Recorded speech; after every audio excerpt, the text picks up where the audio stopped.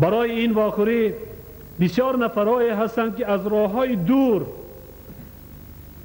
به اینجا آمدند با چگونه مشقت و عذابها، فقط به خاطر یک چیز که این واخوری با نتیجه خوب جنبش شد.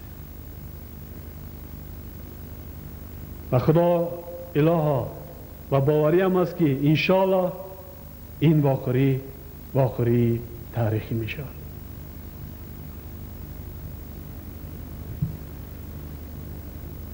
امروز من در شهر کابل در بعض خیابان ها بودم و از اون سفر به این سفر بسیار فرقیت های هست. در اون سفر وضعیت نه آنقدر آرام بود، لیکن شهر کابل نسبتاً زیباتر بود و این سفر شهر کابل خیلی آرام است، خیلی و خیلی آرام است. خیابان ها شهر چگونه به خرابزار تبدیل یافته است. جنگ، تاریخ جنگ کدام گونه جنگی نباشد، تاریخاً در کدام دوره دولت دنیا سر نزده باشد، در کدام دوره هیچگاه خوشبختی نآورده است. و امروز باید به خود سوال کنیم چنین بدبختی نیز در جمهوری ما بود و چنین خرابیزارها عاقبتش تا امروز در جمهوری تاجیکستان نیز مشاهده کرده می شود. و خود به خود سوال کنیم که این خرابیزارها را غیر مردمی افغان و غیر مردم خود تاجیکستان شخصی پروای دارد و دولت برای این یا حصه گذار می شود. فقط مردم افغان اذیت می کشد، باز کوشش می کند که شهر کابل و مانند پیشتره از نو گلستان شود، آباد شود. و این چنین مردم شریف تاجیکستان زحمت می کشد، عذاب می کشد و او خرابازارهایی که امروز هست با زحمت زیاد از نو بنیاد می کند. با امید یگان کشور دولت دنیای جهان شدن در کار نیست.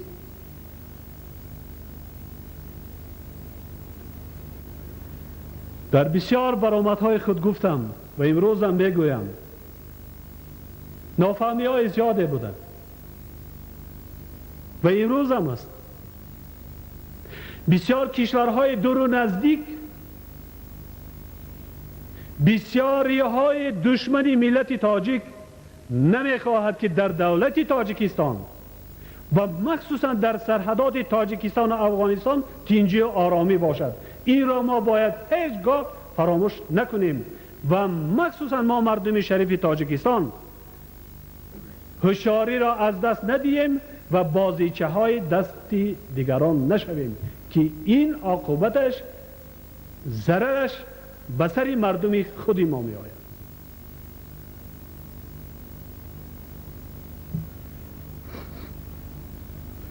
استاد در اینجا بسیار سخنهای خوب گفتن.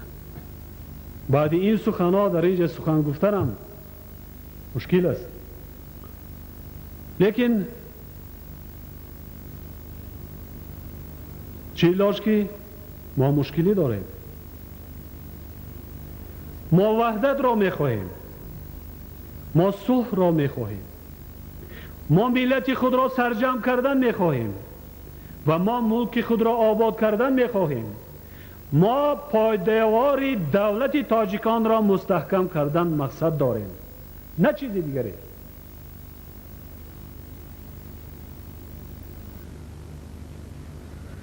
از این لحاظ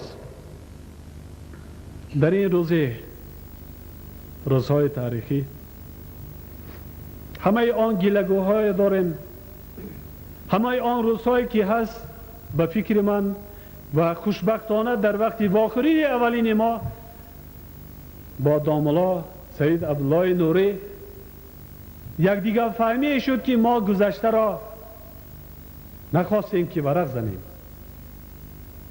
و فکری امروز و فردا کرده ایستادیم که چگونه با کدام راه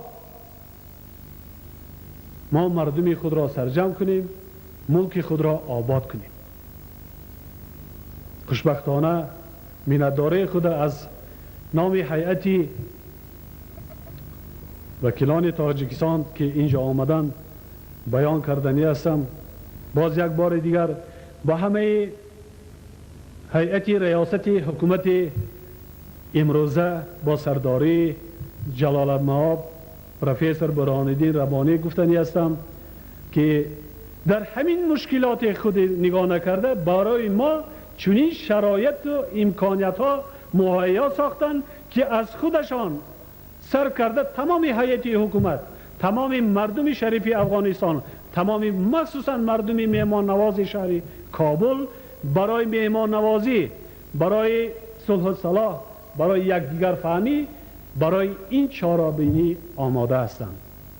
یک بار دیگر به شما جلال المآب استاد محترم مینداره شخصی منه و تمام مردم تاجیکستان اون سفره که داشتید فراموش نکنین که شما یک شخص بزرگ، نه اینکه در خود جمهوری اسلامی افغانستان همین گونه شخص این چنین آبروی شما در جمهوری تاجیکستان نیز است و مردم ما دائما آماده هستند که شما را مهمان نوازی کنند و کوشش کنیم که نه اینکه یک راهی شیرخان بندر دیگر گذرگاه ها داشته باشد، کوشش کنیم که سرحدات ما آرام باشد، گذرگاه های خیلی زیاد داشته باشند که مردم ما با یکدیگر رفت و آمد آزاد داشته باشند.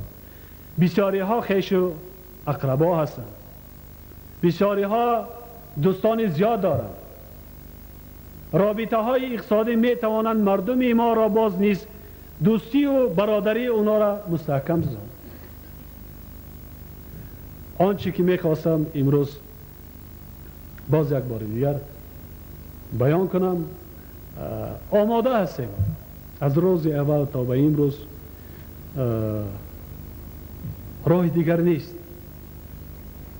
اگر 10 سالها در تاریخ های جنگ ها اگر آموخته باشیم عاقبتش صلح است. 100 سالها جنگ شده باشد، 10 سالها جنگ شده باشد، در کدام کشور دنیا عاقبتش صلح است.